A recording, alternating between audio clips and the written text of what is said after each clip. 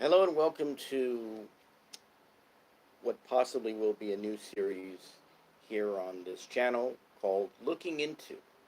Now, as those of you who follow this channel or have seen some of the videos on this channel are aware of, this is primarily a channel for writing um, and for so developing um, writers to a certain extent by offering information and my experience as a freelance writer and my background as a freelance writer and as a journalist, but also as a writer overall, and dealing with some aspects of writing.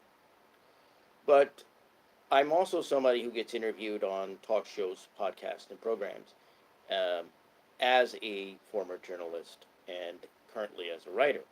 And one of the aspects that I've been interviewed about is true crime. I've been on a few programs, including at least one this year dealing with true crime. So I thought I'd try to do kind of you could call it experiment of sorts. Again, this channel, is known for being about writing and writers. So that's the main brand here. But this is something that I get interviewed about, so I thought it would be appropriate. Now, we're going to the title is looking into, and it's a phrase I would use when I was a journalist, right? To talk about different stories I was working on. People would say, "Well, what are you doing? What are you up to now?" And I would say, "Well, I'm looking into what happened in the elections, or I'm looking into wind power, or I'm looking into what occurred, you know, uh, what occurred with the budget, with the budget of schools, the cost of college schooling, or whatever." So that's an expression I used to use, and so that serves as and will suffice as the title. So the first one that we're going to be doing, and these are short form shows, so they're going to last probably over 10 minutes, some of them maybe 20, we'll see. But these are meant to be short form, and this is meant to be a short form format. So it's not meant to be lengthy. And some of these I have been interviewed about, meaning cases. I've been interviewed about on other shows. So I'm looking at this more from a capsule and, again, a short form uh, format and a mindset. So I'm not looking to do an extensive examination here. Very short. We'll see how it goes. So the first one that we're looking at is Bobby Fuller. Now, for those of you who are not familiar with Bobby Fuller was a musician and rock star originally from Texas. Um, he formed a band that became known as the Bobby Fuller Four, and the Bobby Fuller Four uh, went from Texas to California in about 1964 or so, and they started eventually getting some hits, mainstream hits. Among these was a cover they did called "I Fought the Law." That was probably their biggest hit. They also had some other songs. I think "Magic Touch" was one song. That was, I think, Bobby's song. And there were some other songs they had done, but the song that they're known for, and the song that Bobby Fuller is known for, was actually a cover written by Sonny Curtis of the Crickets. And again, the name of that song is um, the name of the song is, of course, "I Fought the Law." That's the one. Numerous bands have done covers since.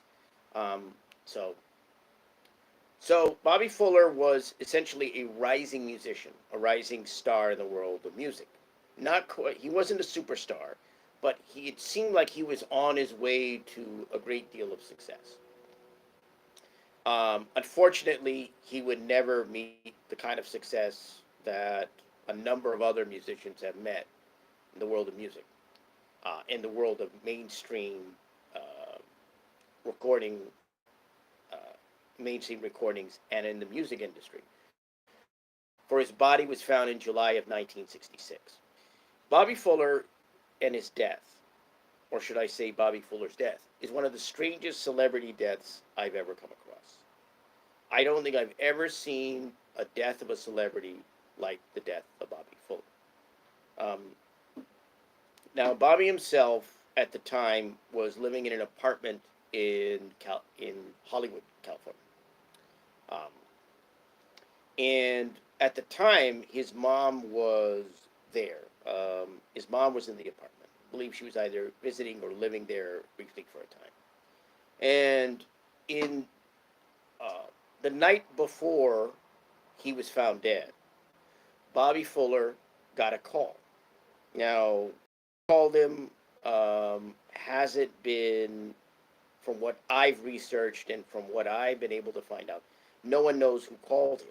But this was sometime in the early morning hours. Bobby was a night owl, and he usually stayed up late. Um, so he was called at least sometime after 1 p.m. I don't know the exact time, but it was certainly after 1 p.m., possibly after 2 p.m. For after, it was supposedly after 2, I believe, that Bobby had left. He had decided, whoever he talked to, or whomever he talked to, he had decided to go out and meet someone. And so I believe he told his mom or whoever was there in the apartment that he was going out to see someone. What happened was that Bobby took his mother's blue Oldsmobile. So he was driving his mother's car, right? So early in the morning hours, he gets a phone call, decides to go meet someone. We're not sure who. That hasn't been determined, at least in terms of the research I did in terms of the case previously. No indication of who called him. Decided to go out, and he took his mother's blue Oldsmobile. Got that? Good. Now, the next day, the blue Oldsmobile wasn't in the parking stall at Bobby Fuller's apartment there in Hollywood, California. So, no sign of Bobby and the car. So his mother was wondering. And his mother, according to what she had stated, uh, afterwards, had been on the lookout. So she was always keeping her eyes peeled, looking for both Bobby and her car, right? So it wasn't until later in the afternoon, much later in the afternoon, heading toward know, it was like much later in the afternoon that the blue Oldsmobile came back to the apartment. Okay? So the car returned to the apartment. Bobby's mom sees that the car's back. Reportedly, I believe she was checking the mail at some point. And goes over to the car. When she opened a door, I believe it was a driver's side door, she found her son dead. Now, here is, we're at the beginning of the strange aspects in regards to the death of Bobby Fuller. Now, again, this is a short form and capsule version. So I actually talked about the death of Bobby Fuller on a show called William Ramsey Investigates, and I would suggest people go there after you watch this, of course. But I would suggest people go there and check out that episode on the death of Bobby Fuller. I had actually been interviewed about that. Got a good amount of views from what I understand. Did quite well. So I would advise you to go. That's William Ramsey Investigates. Check that out if you want to see a more extensive version of my examination of the death of Bobby Fuller. So, keep this in mind. The car has come back. It's in the parking stall. The door is open by Bobby Fuller's mother. She finds him in front seat, lying on the front seat, and he's dead. Now, there's about this. I think his brother had also come over at one point to take a look at this. His brother Randy was in the Bobby Fuller 4. He was one of the band. He was one of Bobby's bandmates. Now, here's what was weird. To begin with, Bobby's body was in full rigor mortis. That means the body was, or by rigor, rigor is the condition of the body, the stiffening of the body that occurs after its death. Now, in order to get to rigor, a body doesn't go to rigor immediately, like in a minute or two. It takes a little time. So that means that since Bobby's body was in rigor mortis, that Bobby was already dead. And reportedly he's lying on the seat of the car. Now, next to him, I believe was below the steering wheel, was a gas can. I think according to a report, it was like a third full or so, if I recall correctly.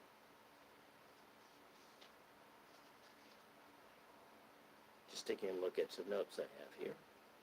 But it was a gas can that still had some gasoline in it. So there was a gas can lying below the steering wheel that was next to Bobby. Right. So you had the gas can.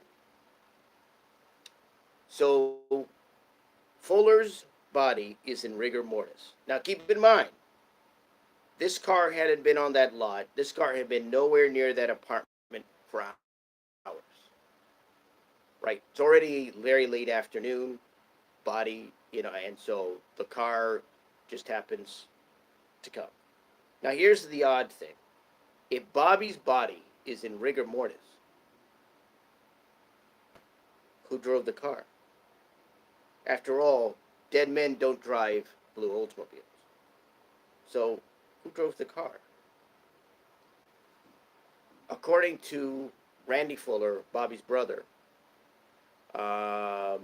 it looked like Bobby had a broken finger, and that he may have had like an eyebrow plucked or something along that, or ripped off.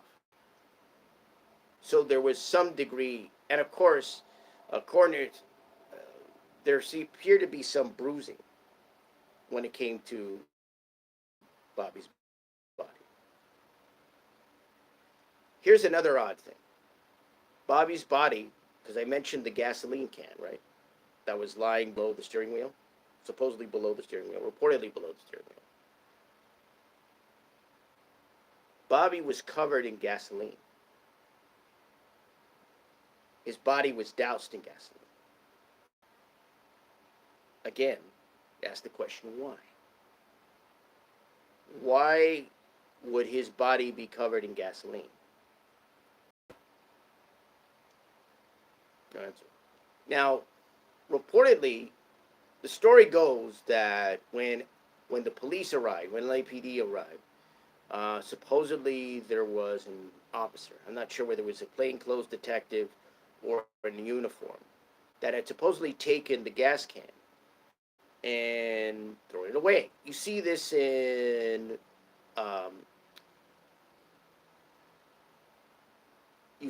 segments on TV shows like E! True Hollywood Story, for example, and of course Unsolved Mysteries, which did its own segment on the Bobby Fuller case, which is what I saw years ago. I saw Unsolved Mystery, which is what got me interested in the case.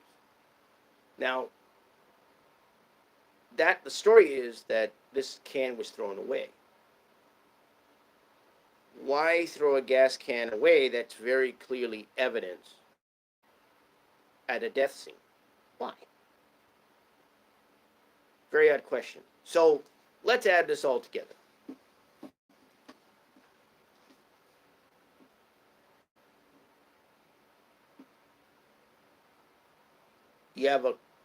You have the fact that Bobby Fuller was called early in the morning by someone, don't know who, and he went out to meet someone, don't know who, and drove the blue Oldsmobile owned by his mother.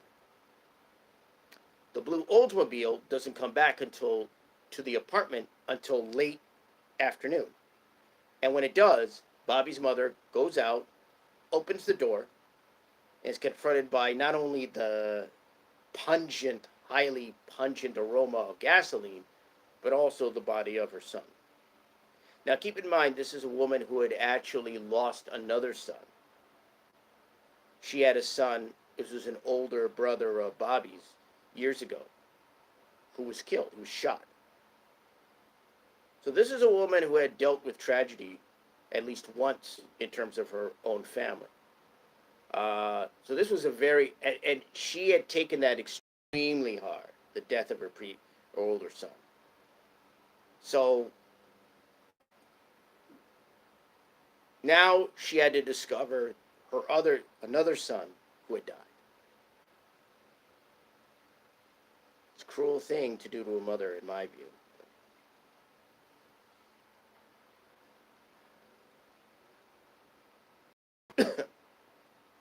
So let's add this up.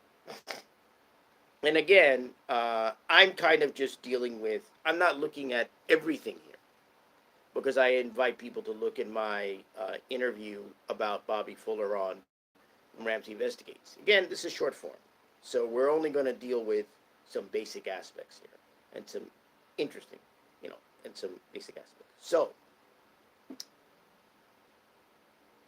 the coroner's report later determines. Well, let's skip a bit. Coroner's report rules that he died of asphyxia due to inhalation of gasoline. At first, they weren't sure how to. It was kind of the cops, LAPD, wanted to determine that this was a suicide. But I think eventually it became an accident. And this was interesting because reportedly Fuller was insured by a record company that he was involved with. Well, actually, an individual who was related to the record company that he was involved with. So reportedly there was insurance taken out on Bobby Fuller and members of the Bobby Fuller Four.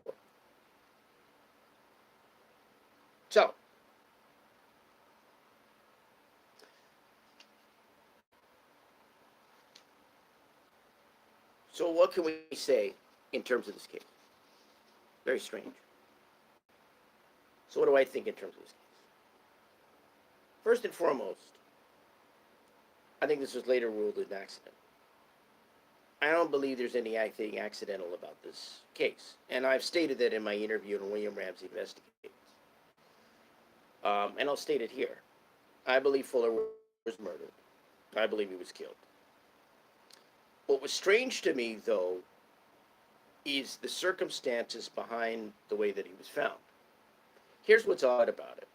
I mean, there's plenty that's odd, but here's what's odd. I'm somebody who lived in LA. I've lived in LA a couple times. It's a huge city. Hell, California is a huge state. What I never got, and what I found bizarre about this, is the fact that, and I do believe, again, let me reiterate, I do believe that that this was foul play, that he was killed. Here's my point. Whoever killed, since I believe he was killed, my view is this. LA is, as I mentioned, a huge city. California, a huge state. Why, if he was murdered by someone, which I believe was the case, why take the body, put it in a car, and drive the car back to Fuller's apartment and not only leave his body there, but the car there? That's one of the first weird things about this case. Again, the reason I cite that I lived in LA and the point about LA being a huge city is, when you think about it logically, there's no reason for that car to be driven back to the apartment. That car could have been left anywhere in LA. Could have been left outside of LA.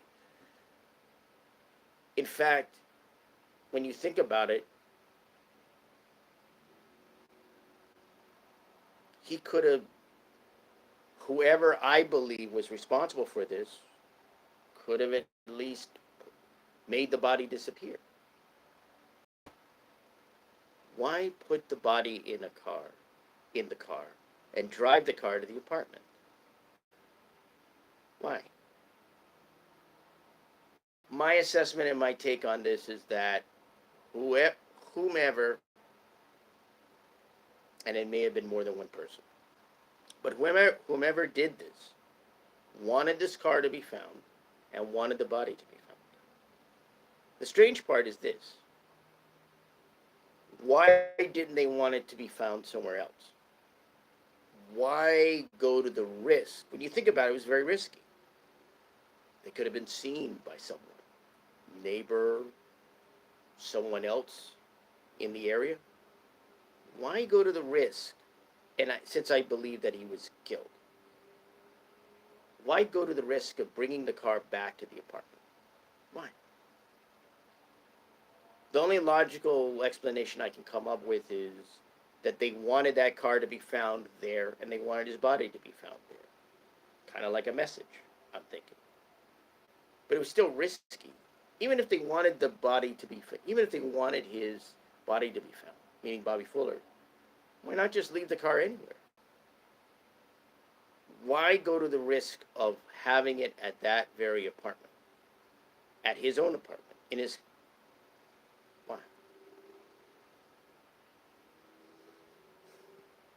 Like I said, the best assessment I can come up with is they wanted to send a message. They wanted it deliberately to be found, and they wanted to send a message. The other details are odd too.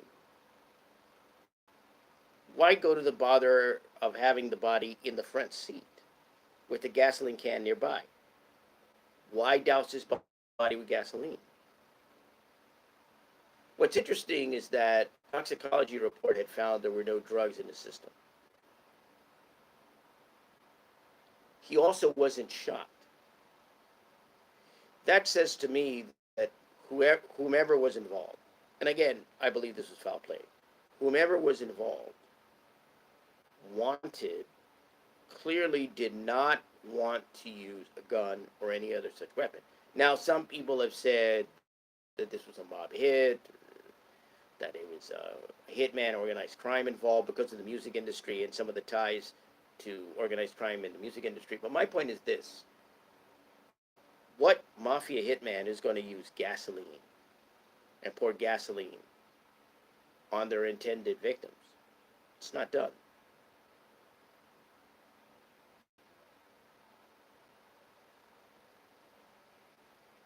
The gasoline suggests to me that they were intending to perhaps dispose of the body a certain way, but for some reason they couldn't.